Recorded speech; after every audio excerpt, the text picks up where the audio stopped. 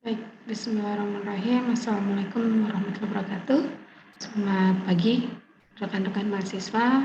Untuk mata kuliah fisika listrik ya, pada pertemuan kali ini, yaitu pertemuan ke-6 ya, kita akan bahas berkaitan dengan materi hukum Bayat Syafat.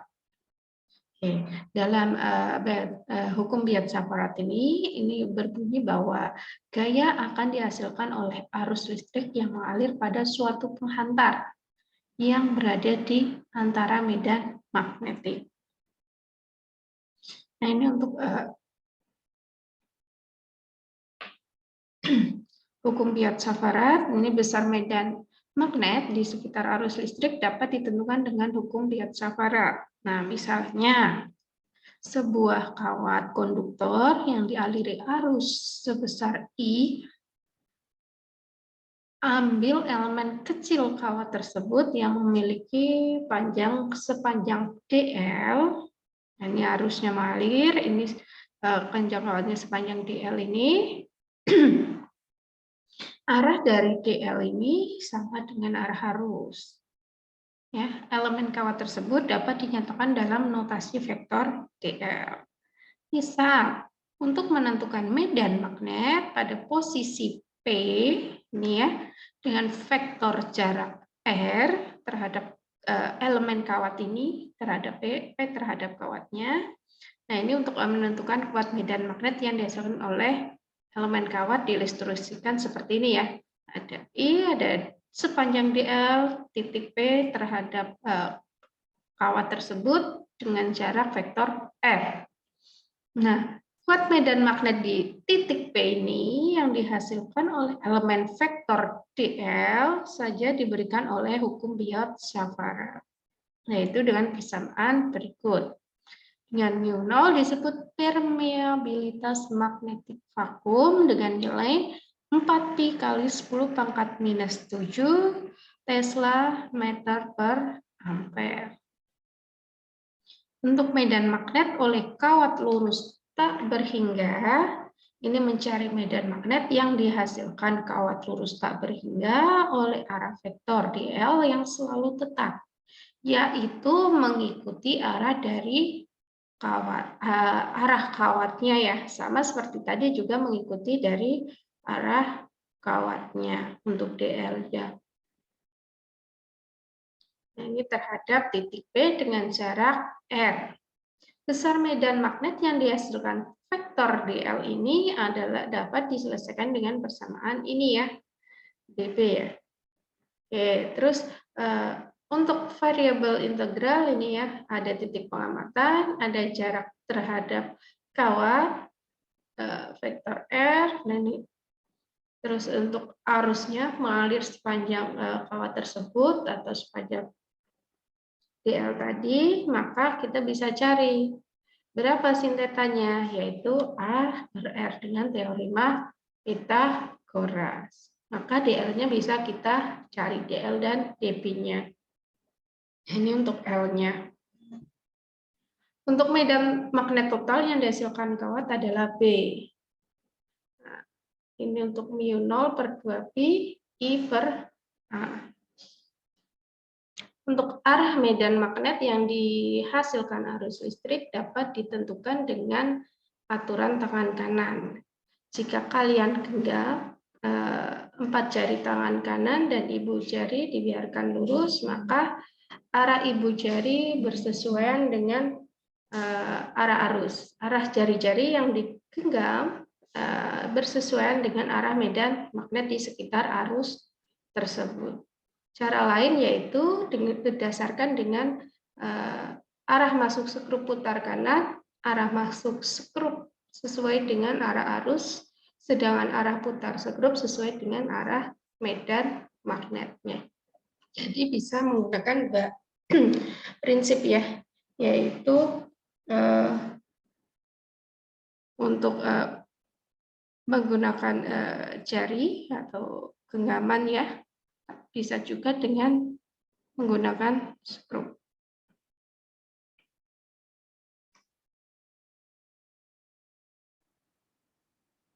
Baik, untuk medan magnet oleh kawat lurus berhingga Ini untuk menentukan medan magnet pada kawat lurus panjang tak berhingga yang dialiri arus listrik ya. Panjang kawat L dan jarak medan magnet dengan titik berjarak A dari kawat dan sejajar dengan salah satu ujung kawat. Hal ini dapat diselesaikan menggunakan hukum Biot-Savart. Nah, ini untuk ilustrasinya, ini ada kawat sepanjang L O atau panjang totalnya ya, dialiri arus, dan ini ada titik pengamatannya, ini jaraknya ada A. Oke. Terus ini ada variabel untuk menentukan kuat medan magnet di posisi yang sejajar terhadap kawat. Kalau tadi nggak disejajar ya, tadi di tengah-tengah ya.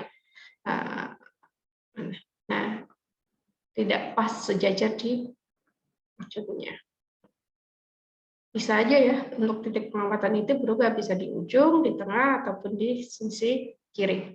Nah, ini untuk besar medan magnet yang dihasilkan vektor dl dapat dicari dengan persamaan ini. Dl sama dengan A di theta per sin kuadrat theta. Ketika elemen dl berada di ujung kiri kawat, maka sudut yang dibentuk adalah theta m. Nah, ini untuk tan theta m A per L 0. Ketika elemen dl tadi berada di ujung kawat, maka sudut yang dibentuk adalah 90 derajat. Jadi kita dapat mendapatkan medan magnet di titik P tersebut. Maka untuk medan magnetnya dapat dicari dengan persamaan berikut ini ya. Untuk cos theta-nya bisa dicari dengan persamaan ini. Atau untuk medan magnetnya bisa juga dengan persamaan ini. Mu0 per 4 pi per A kalikan L0 per akar dari A kuadrat plus L0 kuadrat. Nah, ini untuk jika kawat panjang di satu sisi sangat besar atau tak berhingga. Nah, ini untuk L0-nya tak hingga, maka bisa dicari dengan persamaan ini. Jika kawat cukup pendek dibandingkan dengan jarak pengamatan, yaitu A lebih besar dari L0, maka bisa dicari dengan medan magnet ini. Ini untuk menentukan kuat medan magnet pada posisi sembarang di sekitar kawat. Kalau tadi di ujung, ini di posisi sembarang, berarti ada jarak B dan L0 dikurangi B ini ya. Nah, ini kita bisa cari berapa kuat medan magnet yang dihasilkan di sisi atau potongan kawat sebelah kiri dan sebelah kanan, yaitu dengan B1 dan B2 dengan persamaan seperti tadi ya. Nah, totalnya berapa? Tinggal dijumlahkan saja. Total untuk medan magnetnya itu tadi, kuat medan magnetnya, atau B sama dengan B1 plus B2, atau dijumlahkan langsung dari rumus ini juga boleh, atau dihitung satu-satu dulu terus dijumlahkan juga boleh untuk total kuat medan magnetnya. Nah, ini untuk kuat medan listrik pada titik yang berada di luar area kawat, berarti tidak sejajar ataupun di tengah ataupun di pinggir ya. Nah, ini bisa dicari, yaitu dengan cara mencari kuat medan magnet yang dihasilkan potongan kawat B1 dan medan magnet yang dihasilkan potongan kawat pendek B2, panjang dan pendek. Maka untuk kuat medan magnet bisa dicari dengan B sama dengan B1 plus B2. Tanda minus yang menyatakan bahwa arah medan magnet yang dihasilkan potongan kawat pendek berlawanan dengan arah medan magnet yang dihasilkan potongan kawat panjang. Karena arah arus yang dalam dua potongan tersebut berbeda, maka ada tanda negatif di B2-nya ini ya. Terus ada medan magnet oleh cincin ini ya, berbentuk geometri lain yang memungkinkan kita menentukan medan magnet dengan cukup mudah menggunakan hukum Biot-Savart ini ya.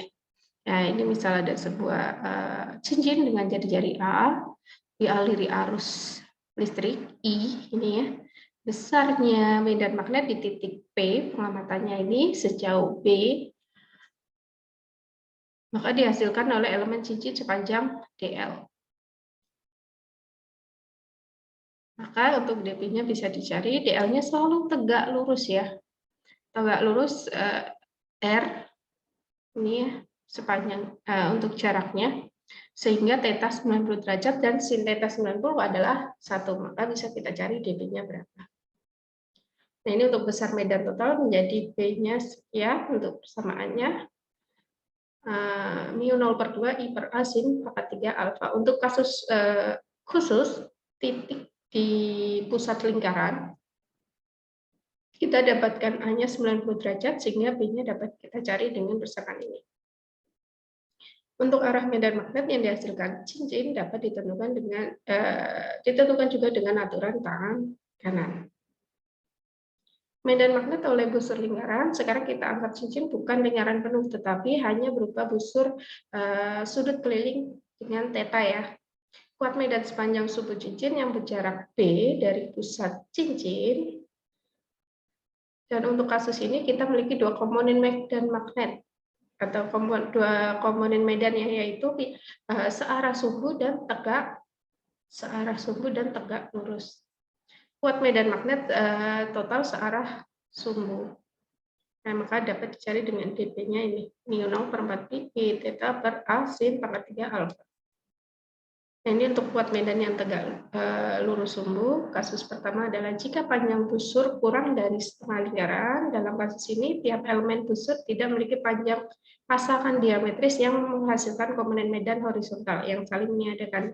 Semua elemen dia menguatkan medan totalnya. Nah, ini tegak lurus ya terhadap sumbunya. Maka jika panjang busur lebih dari setengah dari lingkaran ya, mulai ada pasangan diametris yang menghasilkan medan arah horizontal yang saling meniadakan. Nah, ini untuk panjang busur membentuk sudut theta. Bagian busur lingkaran sepanjang 2 pi men theta yang tidak memiliki pasangan diametris sehingga memberi kontribusi pada medan magnet total arah horizontal. Nah, ini untuk medan magnet arah horizontal sendiri, semuanya menggunakan ini. Jika terbentuk lingkaran penuh, maka tetanya harus 2pi dan medan total arah horizontal adalah 0. Oke, terus kita berpindah pada materi berkaitan dengan solenoid. Nah, ini kuat medan magnet yang dihasilkan solenoid ideal. Nah, ini ada solenoid ya. Kita bisa lihat bahwa solenoid itu merupakan lilitan kawat yang berbentuk pegas. Nah, ini untuk panjang solenoid, dia dianggap tak berhingga. Nah, untuk solenoid sendiri, ini dapat dipandang sebagai susunan cincin sejenis yang jumlahnya sangat banyak. Tiap cincin membawa arus I, medan di dalam solenoid merupakan jumlah dari medan yang dihasilkan oleh cincin tersebut. Nah, ini untuk ilustrasi dari solenoid sendiri ya.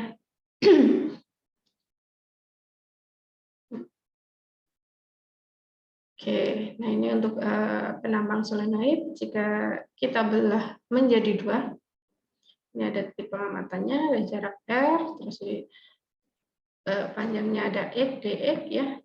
Jumlah lilitan persatuan panjang adalah N. Kita lihat elemen untuk solenoid sepanjang DX ini.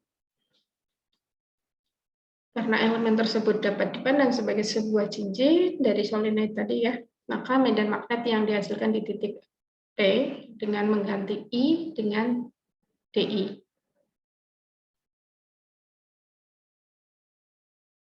Nah, ini untuk medan magnet total yang dihasilkan di pusat solenoid. Ini untuk medan magnetnya, mu0N kali I. Ini ada salah satu cara menentukan arah kutub magnet yang dihasilkan oleh sebuah solenoid. Ini diilustrasikan seperti ini ya. Arah kutub solenoid dapat ditentukan dengan aturan jika kalian pandang satu kutub solenoid dan menelusuri arah arus, maka jika kalian dapat membentuk huruf S, ini ya, dengan arah arus tersebut, maka kutub yang kalian amati merupakan kutub selatan.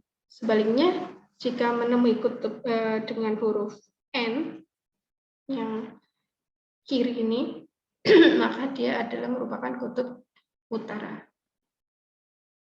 Nah, ini untuk medan magnet di tepi solenoid. Untuk kuat medan magnet di tepi solenoid yang panjangnya A berhingga, yaitu L0, kita anggap titik pengamatan berada di tepi kanan solenoid. Lokasi pengamatan adalah di sumbu solenoid. Nah, ini untuk kuat medan magnet di ujung solenoid.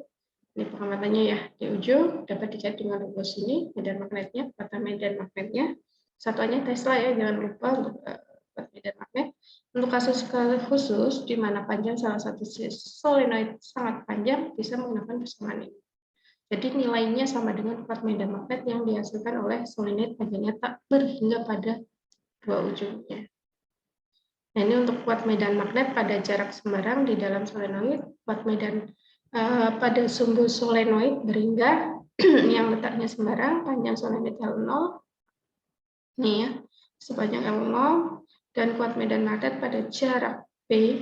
Nah, ini ada pengamatan di jarak sejauh P ini dari salah satu ujung solenoid. Titik pengamatan berada pada tepi masing-masing solenoid tersebut. Kuat medan total merupakan jumlah kuat medan yang dihasilkan dari masing-masing. Sama seperti tadi ya, kasus sebelumnya, kita tinggal cari B1 dan B2-nya, terus dijumlahkan untuk mencari kuat medan magnetnya. Nah, ini untuk persamaan rumusnya, untuk mencari B1 dan B2-nya, tinggal dijumlahkan. Ini untuk kuat medan magnet pada jarak tertentu dari tepi solenoid ya. Nah, ini hampir sama tadi kasusnya, cuma ini pada solenoid, kalau tadi pada kawat lurus. Ini pada di luar dari ini ya, lilitannya.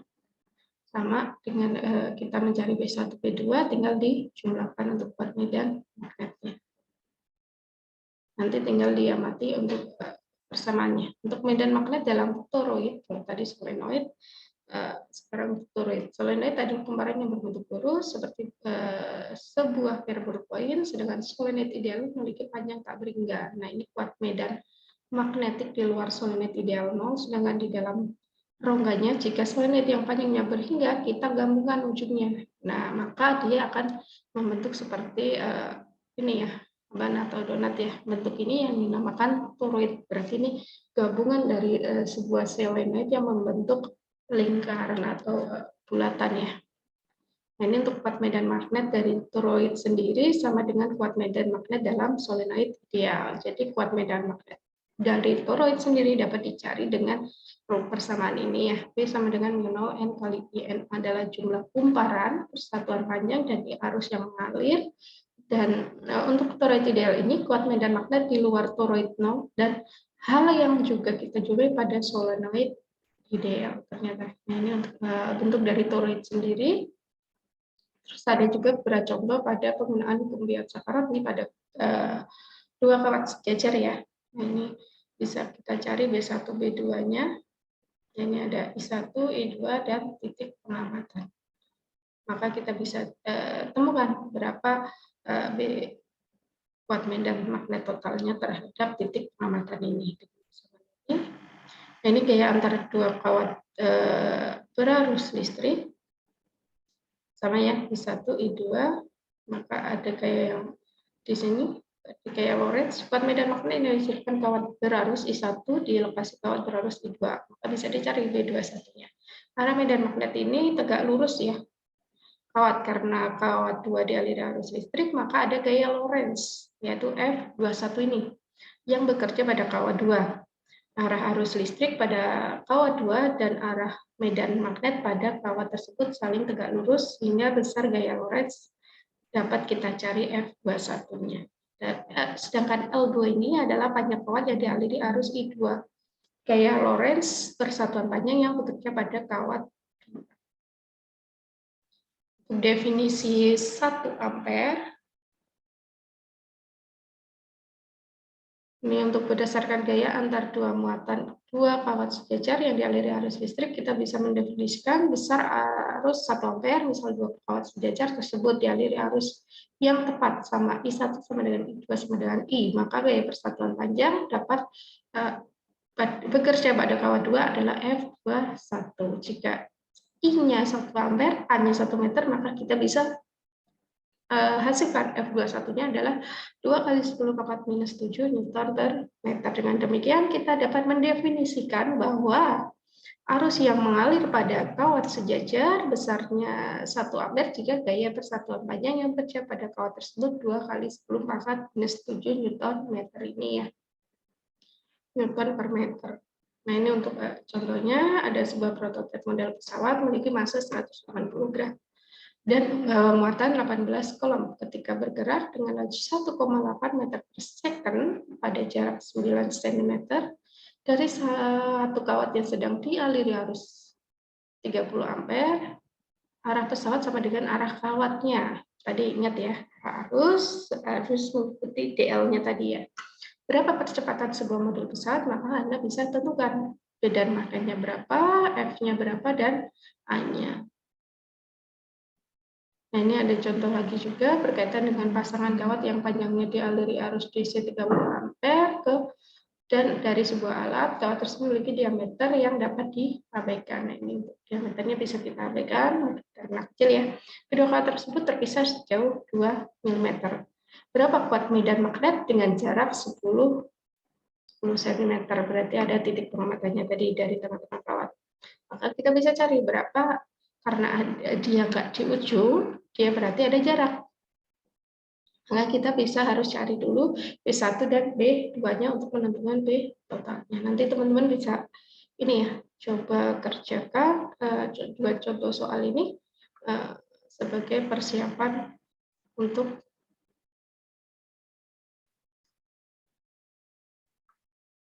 ini ya, UAS, UAS UTS ya, sorry, untuk UTS. Oke. Ternyata hanya 2 contoh soal, nanti silakan dikerjakan. Mungkin itu saja yang bisa saya sampaikan. Terima kasih. Wabillahi taufiq wal hidayah. Wassalamualaikum warahmatullahi wabarakatuh. Selamat.